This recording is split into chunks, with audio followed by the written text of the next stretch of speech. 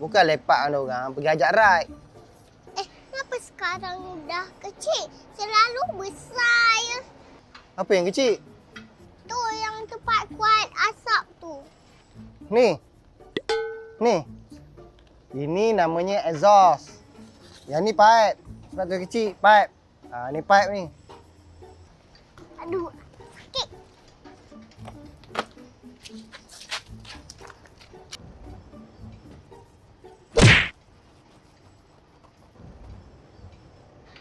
Papa buka lah cepat. Buka apa? Papa buka air lah. Gua nak basuh tangan. Ini bukan pipe air tu.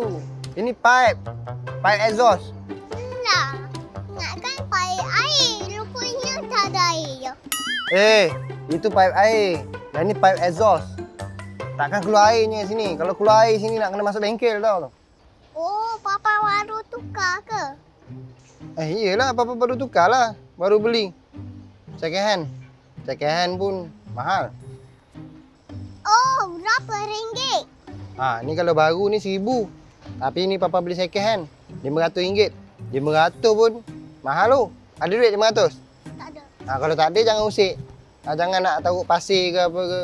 Ingat. RM500 ni. 500? Mami! Papa beli jos baru 500. Zeki! Ha. Apa benda dua cakap ni? Sini kau.